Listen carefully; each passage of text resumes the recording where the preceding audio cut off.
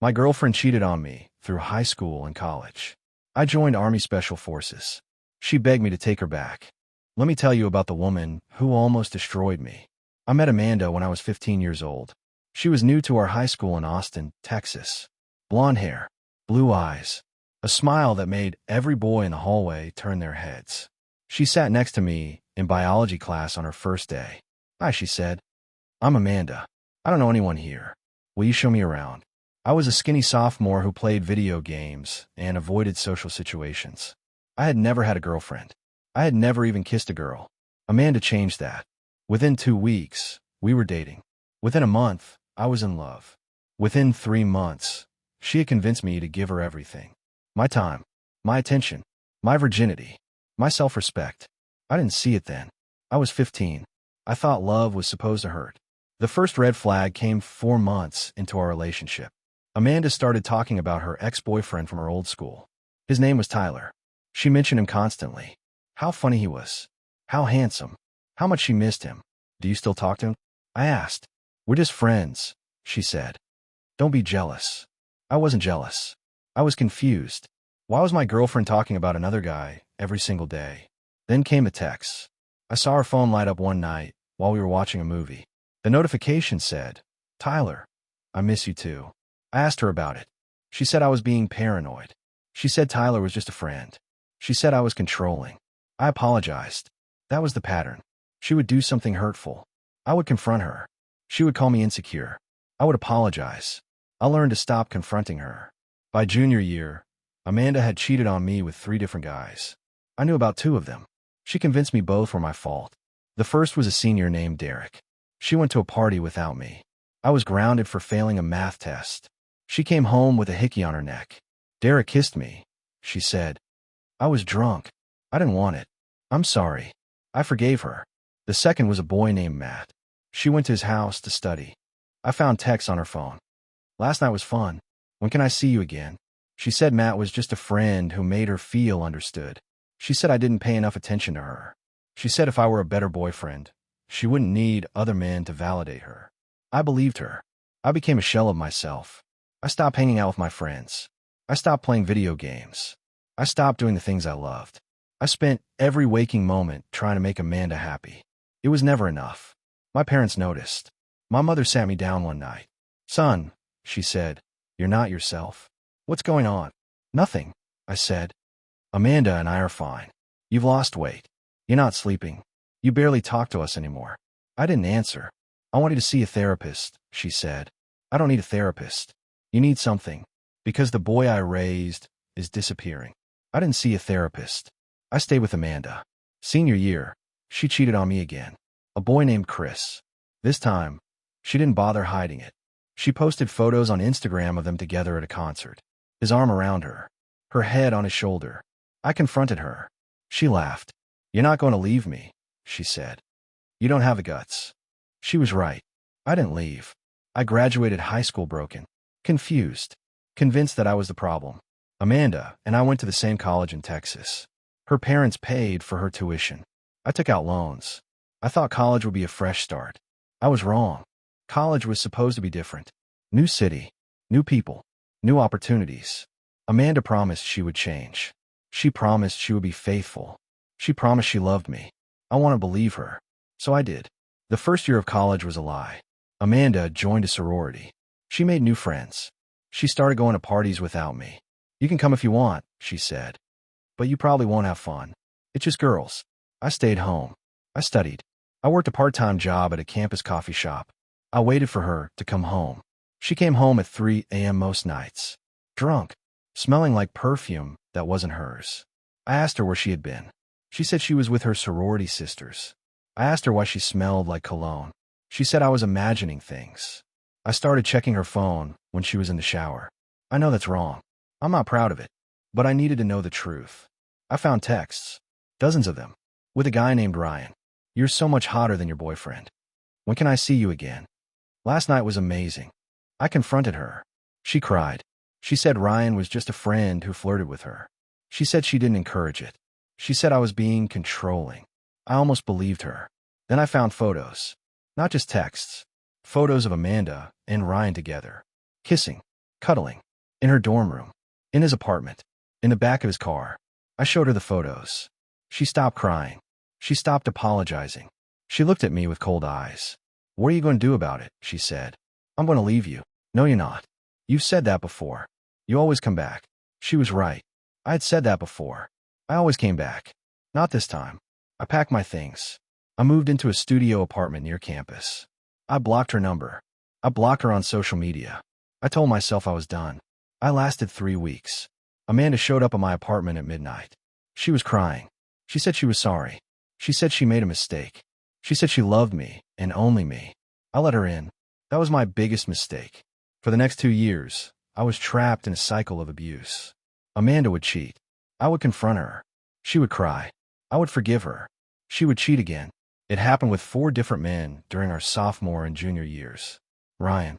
Then a guy named Kevin. Then a guy named Jake. Then a guy named Derek. Another Derek. Not the same one from high school. Each time, she convinced me it was my fault. I was too distant, too needy, too busy with work, not attentive enough, not romantic enough, not good enough. I started to believe her. I stopped eating. I stopped sleeping. My grades dropped. I lost my job at the coffee shop. I stopped talking to my parents. I stopped talking to everyone. I was alone, depressed, suicidal. One night, I sat in my car in the parking lot of my apartment complex. I had a bottle of pills in my hand. I was trying to decide if I should take them. My phone rang. It was my mother. Hey, sweetheart, she said. I just wanted to hear your voice. I started crying. I couldn't stop. Mom, I said. I need help. She flew to Texas the next day. She saw my apartment. Empty. Messy. Depressing. She saw my body. Skinny. Pale. Bruised under my eyes. She saw my spirit. Gone. Who did this to you? She asked. I did, I said. I let her do this to me. My mother held me. She didn't let go for a long time. You're coming home with me, she said. You're dropping out of this college. You're leaving this girl. And you're getting help. I didn't argue. I dropped out of college. I moved back home to Austin. I started seeing a therapist twice a week. I started taking antidepressants. I started sleeping. I started eating. I started healing. Amanda called me 50 times in the first week after I left. I didn't answer. She texted me. I love you. I'm sorry. Please come back. I didn't respond. She showed up at my parents' house. My mother answered the door. Is he here? Amanda asked. You need to leave, my mother said. If you come back, I'm calling the police. Amanda left. She never came back. But she didn't stop trying to contact me. She called from different numbers. She created fake social media accounts. She emailed me. She sent letters to my parents' house. For 6 months, she harassed me. Then it stopped. I thought she had moved on. I was wrong. After 6 months of therapy, I was stable. Not healed. Stable. My therapist, Dr. Miller, sat me down one afternoon. You're not broken, he said. But you're not whole either. You need something. A purpose. A mission. Something that reminds you who you are. I thought about what he said. I thought about who I used to be. The boy who played video games. The boy who had friends. The boy who laughed. That boy was gone. I needed to find a new one. I started working out. Running. Lifting weights. The physical pain was easier to handle than the emotional pain. I got stronger. Faster. Harder. A year after I left Texas, I saw an Army recruitment commercial. A Green Beret. A Special Forces soldier. A man who had been broken and rebuilt himself. I called the recruiter the next day. Do you want to join the Army? He asked. I want to be a Green Beret, I said. He laughed.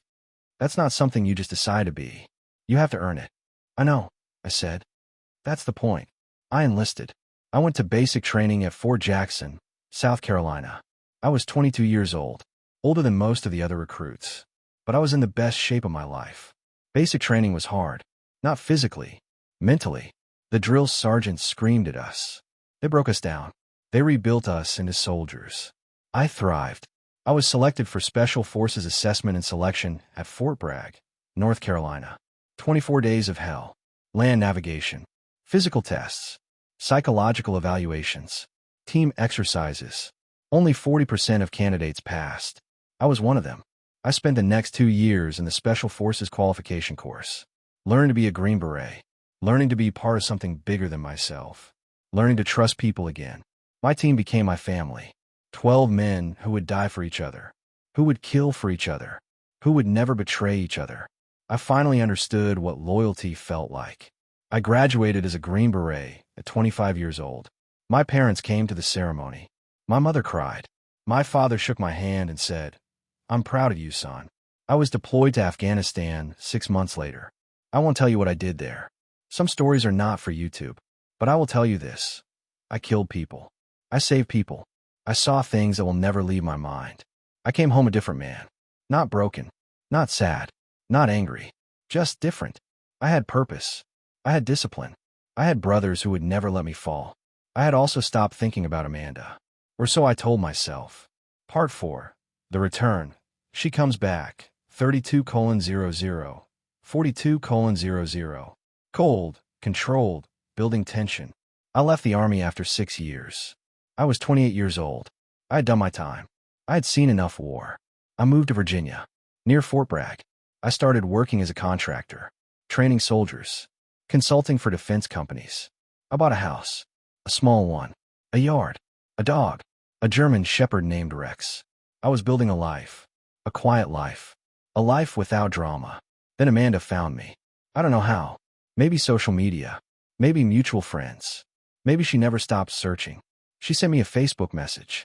I hadn't used Facebook in years, but I still had an account. "Hey, I know it's been a long time. I've been thinking about you. Can we talk?" I deleted the message. I didn't respond. She sent another message a week later. "I made a lot of mistakes. I hurt you. I'm sorry. I've changed. Please give me a chance to explain." I deleted that one too. She found my phone number. I don't know how. She called me at 9 p.m. on a Tuesday. "Please don't hang up," she said. "Just listen." I didn't hang up. I should have. But I didn't. "I'm not the same person I was," she said. "I've been in therapy. I've been diagnosed with borderline personality disorder. I'm getting help. I'm on medication. I'm trying to be better." I didn't say anything. "I know I destroyed you," she said. "I know I hurt you in ways you'll never forget. But I'm asking for a second chance. Not as a girlfriend. As a friend. I just want to make things right." I thought about it. I thought about the years of abuse. The gaslighting. The manipulation. The harassment. I thought about the bottle of pills in my hand. "No," I said.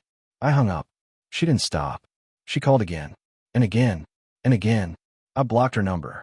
She called from different numbers. She showed up at my house in Virginia. I don't know how she found my address. I opened the door. She was standing on my porch. She looked older. Thinner. Her eyes were tired. "Please," she said. "Just talk to me." "You need to leave," I said. "I came all this way. I drove 6 hours. I didn't ask you to." She started crying. "I'm sorry. I'm so sorry. I know I don't deserve your forgiveness. But I need you to know that I've changed." "You haven't changed," I said. "You're still manipulating me. You're still trying to control me. You're still making everything about you." She stopped crying. Her face hardened. "I'm trying to apologize," she said. "No," I said. "You're trying to feel better about yourself. You don't care about me. You never did." I closed the door. I locked it. I called the police. She was gone by the time they arrived. I thought that was the end. It wasn't. I left the Army after 6 years. I was 28 years old. I had done my time. I had seen enough war. I moved to Virginia, near Fort Bragg. I started working as a contractor, training soldiers, consulting for defense companies. I bought a house, a small one, a yard, a dog, a German shepherd named Rex. I was building a life, a quiet life, a life without drama. Then Amanda found me. I don't know how. Maybe social media. Maybe mutual friends. Maybe she never stopped searching. She sent me a Facebook message. I hadn't used Facebook in years, but I still had an account. "Hey, I know it's been a long time. I've been thinking about you. Can we talk?" I deleted the message. I didn't respond. She sent another message a week later. "I made a lot of mistakes. I hurt you. I'm sorry. I've changed. Please give me a chance to explain." I deleted that one too. She found my phone number. I don't know how. She called me at 9 p.m. on a Tuesday. "Please don't hang up," she said. "Just listen." I didn't hang up. I should have. But I didn't. "I'm not the same person I was," she said. "I've been in therapy. I've been diagnosed with borderline personality disorder. I'm getting help. I'm on medication. I'm trying to be better." I didn't say anything. "I know I destroyed you," she said. "I know I hurt you in ways you'll never forget. But I'm asking for a second chance. Not as a girlfriend. As a friend, I just want to make things right. I thought about it. I thought about the years of abuse, the gaslighting, the manipulation, the harassment. I thought about the bottle of pills in my hand. No, I said. I hung up. She didn't stop. She called again, and again, and again. I blocked her number. She called from different numbers. She showed up at my house in Virginia. I don't know how she found my address. I opened the door. She was standing on my porch. She looked older, thinner. Her eyes were tired. Please, she said. Just talk to me. You need to leave, I said. I came all this way. I drove 6 hours. I didn't ask you to. She started crying. I'm sorry. I'm so sorry. I know I don't deserve your forgiveness. But I need you to know that I've changed. You haven't changed, I said. You're still manipulating me. You're still trying to control me. You're still making everything about you. She stopped crying. Her face hardened. I'm trying to apologize, she said. No, I said. You're trying to feel better about yourself. You don't care about me. You never did. I closed the door. I locked it. I called the police. She was gone by the time they arrived. I thought that was the end. It wasn't. The next 6 months were a nightmare. Amanda started calling my parents. She told them she was pregnant with my child. A lie. I hadn't seen her in years. She told my sister that I had proposed to her. Another lie. She told my coworkers that I was a drug addict. A lie that could have cost me my security clearance. I called the police. They said they couldn't do anything unless she threatened me. She didn't threaten me. She was smarter than that. She created fake social media profiles. She posted lies about me. That I had abused her. That I had stolen money from her. That I had given her an STD. None of it was true. But people believed her. Some of my old friends stopped talking to me. My neighbors looked at me differently. I hired a lawyer. We sent a cease and desist letter. Amanda ignored it. We filed for a restraining order. The judge denied it. There's no evidence of physical threat, he said. I was trapped. A woman who had destroyed my youth was now trying to destroy my adulthood. I reached out to my old Special Forces team, not for violence, for advice. One of my teammates, Mike, was now a private investigator. This is classic narcissistic behavior, he said. She's not going to stop. You need to document everything. Every call, every message, every lie. And then you need to hit her where it hurts. Where's that? Her reputation, her job, her future. I didn't want revenge. I wanted peace. But Amanda wouldn't give me peace. So I decided to take it. Mike helped me gather evidence. Years of evidence. Text messages from high school, college, the harassment campaign, the lies, the fake pregnancy claim, the accusations. We built a file. 300 pages of proof. I took the file to a lawyer. A different lawyer.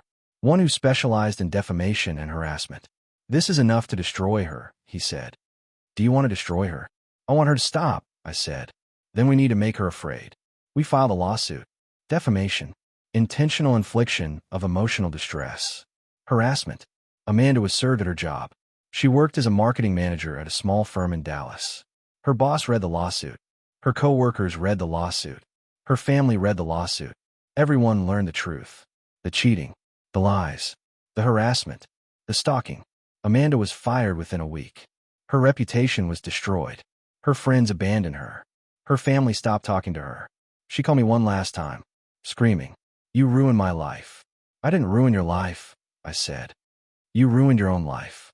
I just showed everyone the truth. I'll kill myself, and it will be your fault. If you're suicidal, I can call emergency services for you. But I won't let you manipulate me anymore. She hung up. She didn't kill herself. She moved to a small town in Oklahoma. She lives with her mother. She works at a grocery store. I check on her sometimes. Not because I care. Because I want to remember that I survived. She is nobody. I am someone. The lawsuit settled. She agreed to never contact me again. She agreed to a public statement admitting her lies. I didn't ask for money. I asked for peace. She gave it to me. Not willingly. But she gave it. I met Sarah a year after the lawsuit. She was a physical therapist. I went to her for a shoulder injury from my Army days. She was patient, kind, professional. She didn't know about my past. She didn't know about Amanda. She just saw a man who needed help healing. I asked her to coffee after my third appointment. I'm not supposed to date patients, she said. Then I'll stop being a patient, I said. She laughed. That's a terrible pickup line. Did it work? She thought about it. Maybe. Ask me again when you're discharged. I finished my physical therapy. I asked her to dinner. She said yes. We dated for a year before I told her about Amanda. Not everything. Just enough. I was in a toxic relationship, I said. She cheated on me. She manipulated me. She stalked me. I had to get a restraining order. Sarah didn't flinch. She didn't pity me. She just nodded. I'm sorry you went through that, she said. But I'm glad you got out. Do you think less of me? Why would I think less of you? You survived something terrible. That makes you stronger, not weaker.